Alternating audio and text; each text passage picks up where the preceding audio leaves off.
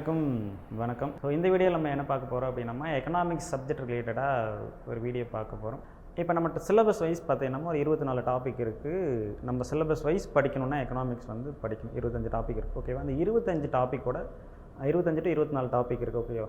இதில் ஒரு டாபிக் பேர் சொன்னால் இதை தான் படிக்கணும் அப்படின்னு ஒரு அவுட்லைன் டக்குன்னு நம்மளுக்கு ஒரு ஞாபகம் வருதான்னு யோசிச்சு. ஃபார் எக்ஸாம்பிள் வந்து பணவியல் கொள்கை இருக்குது. பணவியல் கொள்கையில் என்னெல்லாம் படிக்கணும் ஒரு அவுட்லைன் இருக்கா, டக்குன்னு நம்ம ஸ்ட்ரைக் அவுட் ஆகாது. ஓகே, ஃபஸ்ட்டு ஒரு விஷயத்தை தெரிஞ்சுக்கிறதுக்கு முன்னாடியுமே அதோட அவுட்லைன் அப்படிங்கிறது ரொம்ப இம்பார்ட்டன்ட் அது. ஓகே, ஏன்னா அதுதான் ஒரு புரிதல், ஒரு நல்ல புரிதலை ஏற்படுத்தும்.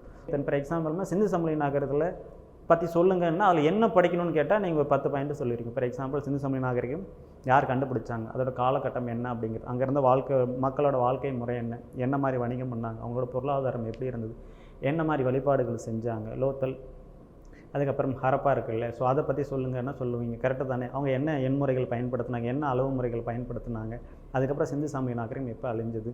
ஸோ இதெல்லாம் அந்த சிந்து சமவெளி நாகரிகம் பேரை சொன்னாலே நம்மளுக்கு ஒரு அவுட்லைன் தெரியும். அது உள்ளே போய் நம்ம படிக்க போகிறோம், மனப்பாடம் பண்ண போகிறோம், நம்மளுக்கு தெரியும். பட் ஆனால் அதே மாதிரி நம்ம ஏதாவது ஒரு டாபிக் நம்ம சொல்லும் போது நம்மளுக்கு டக்குன்னு ஸ்ட்ரைக் அவுட் ஆகுமா அப்படின்னா ஆகாது. ஓகேவா? ஸோ அதை தான் நம்ம என்ன பண்ண போகிறோம் அப்படின்னா தெரிஞ்சுக்கணும். ஸோ அதுக்கப்புறம் நம்ம உள்ளே போய் படிக்கிறது ஈஸி. அப்கமிங் வர கிளாஸஸில் நம்ம என்ன போகிறோம் அப்படின்னா ஒரு டாப்பிக்கில் என்ன படிக்கணும், சிந்து சமவெளி நாகரிகம் சொன்ன உடனே என்னெல்லாம் உங்களால் சொல்ல முடியுதோ அது எல்லாத்தையும் நீங்கள் என்ன பண்ணணும். எக்கனாமிக்ஸில் ஏதாவது ஒரு டாபிக் சொன்னால் அப்படின்னா இதுதான், இந்த 10 பாயிண்ட் படிக்கணும், இந்த 10 சப்டைட்டில் படிக்கணும்.